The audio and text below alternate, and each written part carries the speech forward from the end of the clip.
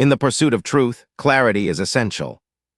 We have stripped away the narrative to show you unfiltered, unedited reality.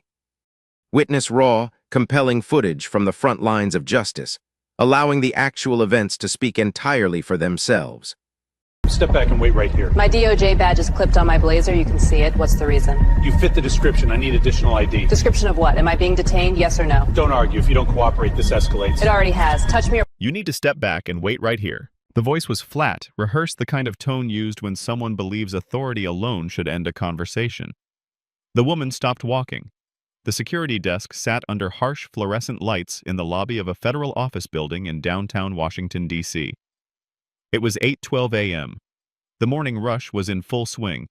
Badge scanners beeped in steady rhythm. Shoes echoed on polished stone floors. The smell of burnt coffee drifted from a kiosk near the elevators. "I am already late for a meeting." She turned slowly, calm, controlled eyes steady. Her DOJ badge was clipped clearly to her blazer pocket. "You can see my credentials right there." The officer did not look at the badge. He stepped slightly to the side, positioning himself between her and the security gate. "I need you to provide additional identification." Additional identification for what reason? Her voice never rose. People passing by began to slow down. A few glanced over their shoulders. Something about the pause felt wrong. "We've had issues this morning." He tapped his radio with one finger. "You fit the description." Description of what she asked. Of who? The officer hesitated. "Just comply, ma'am." The word ma'am landed heavy. It always did in moments like this. She shifted her bag from one shoulder to the other, deliberately slow. Her hand did not shake. Around them, the lobby noise softened as more people noticed the standoff. A man near the metal detector stopped completely. A woman behind them raised her phone just slightly, not obvious, but recording. "I work here," she said. "I have lawful access. I am not being detained, am I?" The officer's jaw tightened. He glanced at the small crowd forming, then back at her. "You are being temporarily held for verification. Please step to the side."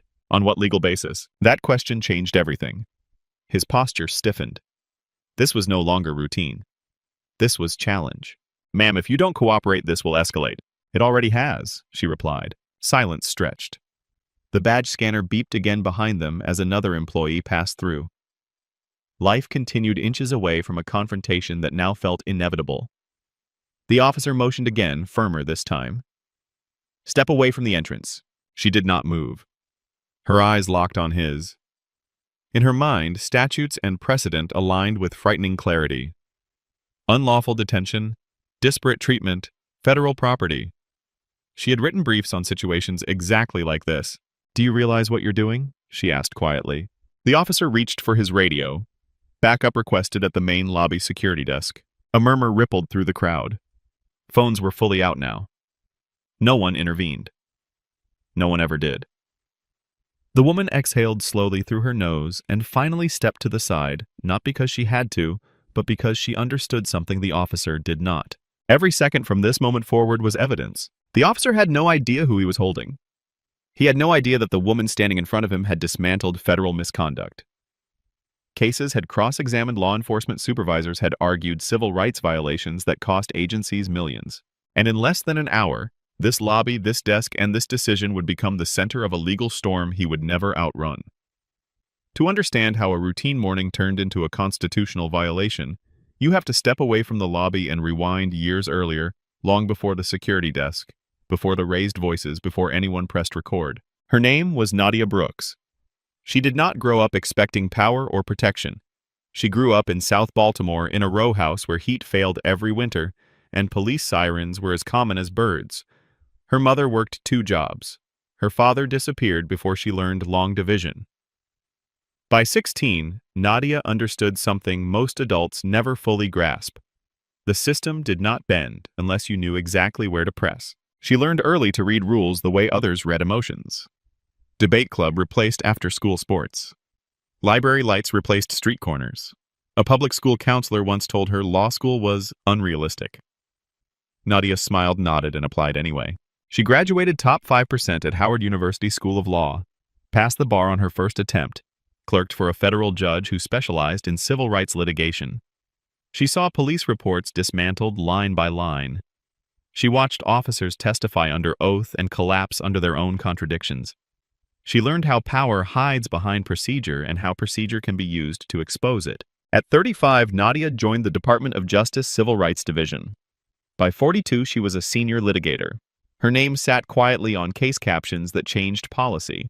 She had argued unlawful detention cases, racial profiling cases, excessive force cases. She knew the Fourth Amendment the way musicians know scales. She did not raise her voice because she never had to. On the morning of the incident, she wore no courtroom armor, just a neutral blazer, flat shoes, hair pulled back. She was heading to a strategy meeting on a consent decree involving a municipal police department 3 states away. The irony would not hit her until much later. Now rewind again, but this time follow a different path. Officer Mark Ellison had been private security for 12 years. Former military police, former county corrections. He took the federal contract job because it was stable and came with benefits. His file described him as by the book. Supervisors used that phrase the way others used warning labels. Ellison believed deeply in order. He believed disorder crept in when lines blurred. He believed hesitation invited chaos. He had received 2 informal complaints in the past 3 years. Both involved unnecessary escalation. Both were dismissed as misunderstandings. He had never been disciplined, never sued, never forced to explain his instincts. His training emphasized compliance over context, threat recognition over proportionality. He was taught to trust his gut, but never trained to question why his gut reacted differently to different people. He saw patterns everywhere. Most of them were imagined. That morning, Ellison arrived early. Coffee in hand, radio clipped. He was told to be alert. There had been an alert about an unidentified individual bypassing a checkpoint earlier that week. No description, no photo, just a reminder. Be vigilant. When Nadia approached the desk, Ellison noticed 3 things. Her confidence, her pace, her lack of hesitation. In his mind, those did not align with how he believed people should move through security. He did not see a DOJ attorney. He saw deviation. When she questioned him, something snapped into place. Authority challenged meant authority threatened. He did not hear legal clarity. He heard defiance. His past experiences reinforced one belief. When people push back, it means you are right to push harder. He never asked a supervisor before stopping her. He never reviewed her credentials carefully. He never considered that the DOJ badge he ignored carried more institutional weight than his own uniform. He relied on the one thing no policy ever justifies: assumption. Both of them walked into the lobby carrying history. Nadia carried decades of earned restraint. Ellison carried years of unchecked discretion. When those 2 forces met, the outcome was never going to be neutral. This was not about one woman or one officer. It was about how systems reward certainty, even when certainty is wrong. It was about how expertise can be invisible when wrapped in the wrong skin. And it was about how quickly routine turns into injustice when no one pauses to ask one simple question. What if I'm mistaken? That question never crossed Ellison's mind. And because it did not, everything that followed became inevitable. The lobby no longer felt like a pass-through space. It felt sealed. The air grew heavier as 2 more security officers arrived and positioned themselves near the desk, not close enough to touch, but close enough to signal control. Their radios crackled softly. The rhythm of the building shifted. Nadia stood exactly where she had been told to stand. Hands visible, posture straight. Calm, radiating outward in a way that unsettled people who relied on compliance. She reached into her bag slowly and produced her DOJ credentials again, placing them flat on the counter. "Please verify them," she said. "Call your supervisor." Ellison glanced at the badge for less than a second. He did not pick it up. He did not scan it. He pushed it back toward her with 2 fingers. "I already told you we're verifying." "Verifying what?" she asked. "Your access. My access is granted by federal statute," she replied. "I am not required to provide anything further." That was the moment the crowd shifted from curiosity to concern. A man in a gray suit whispered something to the woman beside him. Another employee stopped walking altogether. Someone near the elevator raised their phone higher. No one smiled. No one laughed. Everyone recognized the tone of something going wrong. Ellison felt it too. He could feel eyes on his back. Authority that works best unseen does not like witnesses. He straightened, voice louder now. "You are refusing a lawful request. I am asserting my rights. That is not refusal. The words landed like a challenge coin tossed onto a table. One of the other officers cleared his throat. Ellison ignored him. His focus narrowed. The situation had become personal. Backing down now would mean admitting error in front of strangers. That was not an option he had practiced. He stepped closer. You need to lower your voice. My voice is level, yours is not. A ripple passed through the onlookers. Someone behind the metal detector said quietly, She's right. Another voice followed. This is unnecessary. Ellison raised his hand without looking back. Sir, ma'am, please move along. This is an active security matter. No one moved. Phones stayed up. The silence grew sharper than noise. Nadia felt the familiar tightening in her chest, not fear, but calculation. She recognized the pattern. The shift from procedure to ego. The moment when resolution becomes impossible because pride has taken the wheel. She chose her next words carefully. Am I being detained or am I free to go? Ellison did not answer immediately. He keyed his radio instead. Control, I need confirmation on an uncooperative individual at the main lobby. Uncooperative. The word floated there, inaccurate and dangerous. A woman near the back whispered, She hasn't done anything. Ellison finally looked up. You are being temporarily detained until we sort this out. On what grounds? Security concern. What specific concern? He had none. And the longer the answer took, the more obvious that became. At 8:24 a.m., a supervisor's voice crackled through the radio asking for clarification. Ellison summarized quickly, selectively. Female subject, challenging credentials, refusing instructions. Nadia closed her eyes for half a second, then opened them. She spoke clearly, loud enough for everyone to hear. I am a senior litigator with the United States Department of Justice. I have displayed valid federal credentials. I have been stopped without cause and am now being detained without justification. The lobby froze. Even Ellison flinched. That sentence changed the math. People reacted instantly. A man stepped closer. A woman began narrating quietly into her phone. DOJ lawyer detained at federal building, security refusing to verify credentials. Ellison felt the ground shifting but doubled down anyway. Ma'am, statements like that aren't going to help you. They already have. He gestured to the side hallway. You're going to wait over there until this is resolved. Nadia did not resist. She did not argue. She walked slowly, deliberately past the line of sight of the badge scanners, past the people who now watched her like jurors, watching a witness leave the stand. As she stood in the designated area, she understood something with absolute clarity. This was no longer about entry. This was about control, and control when misused in public rarely survives daylight. The hallway was narrower than the lobby, dimmer, quieter. Fluorescent lights hummed overhead with an uneven flicker. A security camera blinked red above the corner, silent and indifferent. Nadia was instructed to face the wall. She complied without protest. Her hands were still visible, fingers relaxed, palms open. Ellison stood a few feet behind her, close enough to assert presence, far enough to avoid touch for now. He spoke into his radio in short bursts, clipped phrases stripped of nuance. Detained subject, credentials pending verification, refusal to comply noted. Each word tightened the knot. Nadia listened carefully. She knew how reports were built. She knew how language became leverage. Uncooperative. Refusal.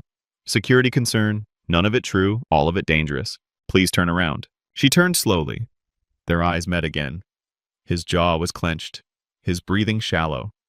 The decision had already been made somewhere behind his eyes long before procedure could interrupt. You're going to remain here until further notice. How long? She asked. Until we're done. That answer carried no boundary, no limit, no law. At 8:31 a.m., Ellison reached for her wrist. Not rough, but firm. A gesture meant to communicate control. The contact lasted less than a second, but it crossed a line that could not be uncrossed. Do not touch me, she said quietly. He did not let go immediately. The hallway seemed to shrink. Sound drained away. The moment stretched, slowed, every detail sharpening. The faint smell of disinfectant. The scuff mark on the tile near her shoe. The distant ding of an elevator opening somewhere above them. Ellison released her wrist and stepped back. But the damage was done. A woman at the end of the hall gasped audibly. Someone whispered, "Oh my God." Nadia's pulse stayed steady. Her expression did not change. But inside, the shift was absolute. This was no longer a misunderstanding. This was unlawful detention, physical restraint, federal property, witnesses, cameras, Ellison spoke again louder now to reassert dominance. You're being escorted to a holding room until this is resolved. Am I under arrest? No. Then you have no authority to move me. He ignored the statement and gestured toward the door. She did not resist. She walked because resistance would only feed the narrative he was already constructing. The holding room was small. A table bolted to the floor. 2 plastic chairs. No windows. The door closed with a heavy mechanical click that echoed longer than it should have. Inside, the silence was suffocating. Ellison stood outside the door, visible through the narrow glass panel. He avoided her eyes now. His radio crackled again. Supervisor en route. Nadia sat. Slowly. Deliberately. Her bag rested at her feet. She placed her hands on the table, palms down, grounding herself. The cool surface pressed against her skin. She thought about timing. Duration mattered. Every minute compounded liability. She thought about precedent. Terry stops. Reasonable suspicion. Clearly established law. She thought about the irony that the meeting she was supposed to attend involved exactly this kind of abuse. Outside, voices rose. Another supervisor arrived. Someone argued quietly. A phrase slipped through the door. This is getting out of hand. Ellison's posture had changed. His confidence had cracked, replaced by something closer to dread. He checked the hallway camera, then looked down the corridor where phones were still raised. The crowd had not dispersed. If anything, it had grown. At 8:47 a.m. the door opened. A senior facilities manager stepped in, followed by a uniformed supervisor. Their eyes went first to Nadia's badge, still clipped neatly to her blazer. This time, someone actually read it. The room felt different instantly. The air shifted, authority realigned. Ellison stood in the doorway, silent now. The injustice had already occurred. Everything that followed would only determine how much it would cost. The supervisor entered the holding room first. He did not speak immediately. He looked at Nadia's face, then at the badge clipped to her blazer, then back at her face again. His eyes narrowed slightly, not with suspicion, but recognition. "May I see your credentials?" he asked. Nadia slid the badge across the table without a word. This time it was picked up, turned over, examined carefully. The seal, the serial number, the division, senior litigator, civil rights, Department of Justice. The supervisor exhaled through his nose. Slowly. He stepped back into the hallway and closed the door halfway, not fully leaving it ajar, just enough for sound to pass. That sound carried everything. "You detained a DOJ attorney." A pause. Ellison's voice lower now. She refused to comply. "With what?" Another pause. Verification. The supervisor's tone hardened. "Did you verify?" No answer. The facilities manager stepped closer. "I recognized the badge immediately. She's cleared for unrestricted access. She's been here dozens of times." Silence followed, heavy, suffocating. The supervisor turned. His face had changed. Authority no longer flowed through Ellison. It moved past him, over him, around him. "Open the door." The door opened fully this time. Light spilled into the small room. The supervisor faced Nadia directly.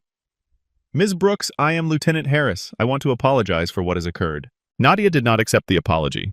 She did not reject it either. She simply waited. "Your credentials have been verified. You are free to go." Free. The word hung there, thin and inadequate.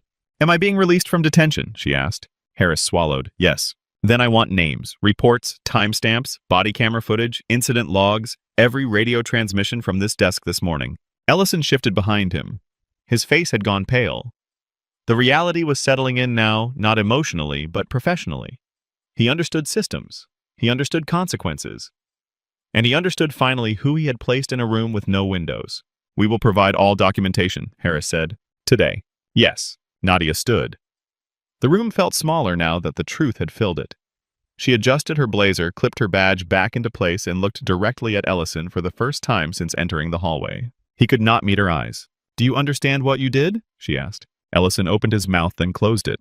Nothing he said would help. He knew that now. Harris cleared his throat.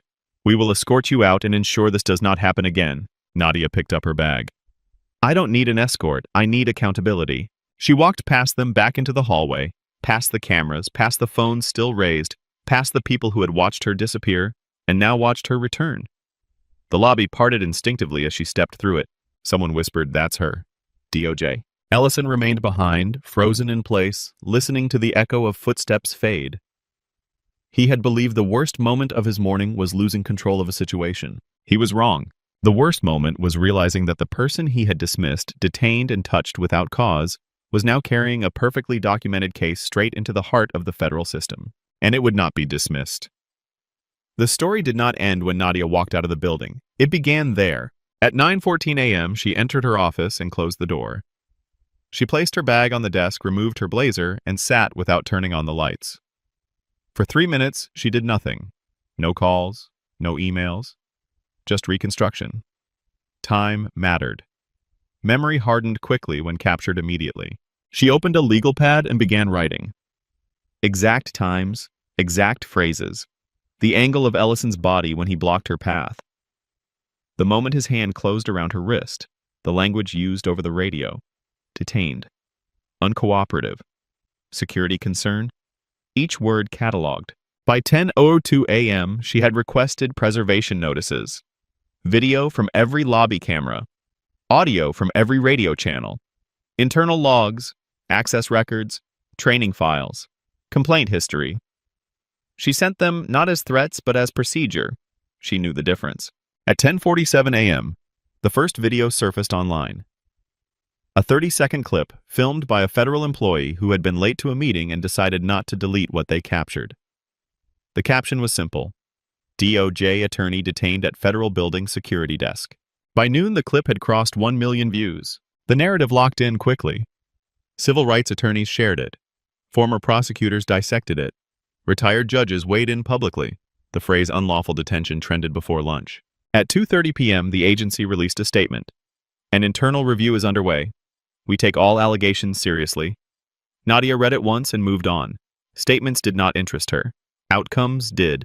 3 days later, she filed a federal complaint. Not emotional, not sweeping, surgical, Fourth Amendment violations, false imprisonment, disparate treatment, failure to train, failure to supervise, federal civil rights infringement. She named Ellison individually. She named the contractor. She named the agency overseeing security operations. The evidence was devastating. Multiple camera angles, clear audio, no threat, no refusal, no justification. The touch alone was enough. Everything else compounded it. Ellison was placed on administrative leave within a week. His past complaints resurfaced. Patterns emerged once someone bothered to look.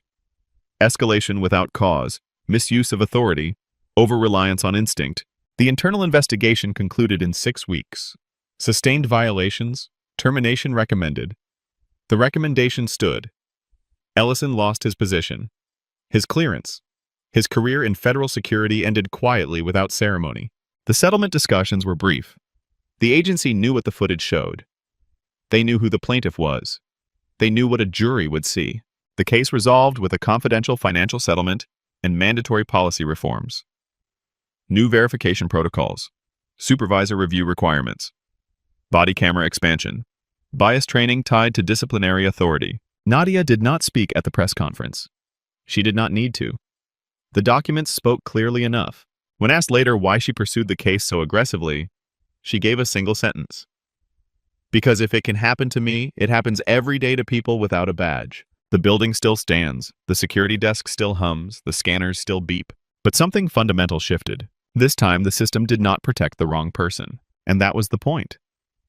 What happened in that lobby was not complicated. It was illegal. And the reason it matters is because the law on this point has been settled for decades. Under the Fourth Amendment, a detention is a seizure. A seizure requires reasonable suspicion based on specific articulable facts. Not a feeling, not a hunch. Not a vague alert with no description. In this case, there was no allegation of a crime, no observed threat, no refusal to comply with a lawful order. There was only presence and questioning. That is not enough.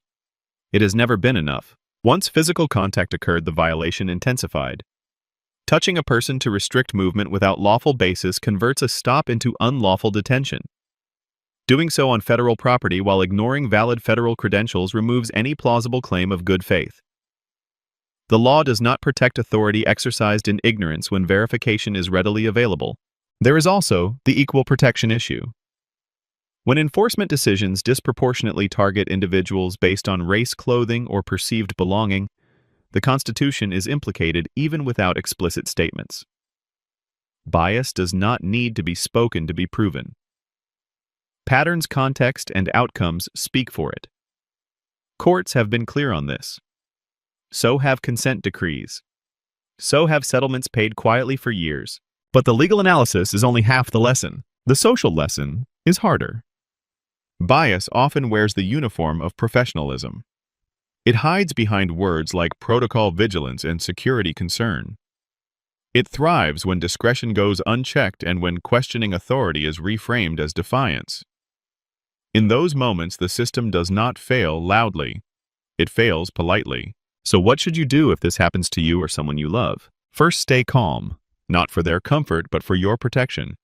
Emotional reactions are often used to rewrite narratives after the fact. Second, ask clear questions. Am I being detained? On what grounds? Who is your supervisor? These questions matter because they force articulation.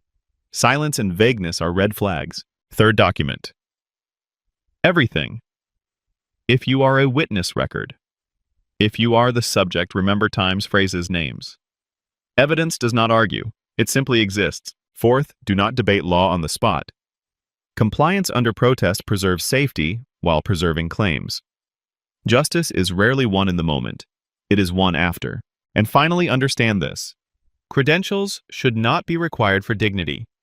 Knowledge should not be required for fairness. Nadia Brooks was protected not because she was special, but because the system was forced to confront itself in public. Most people do not get that moment. That is why these stories matter.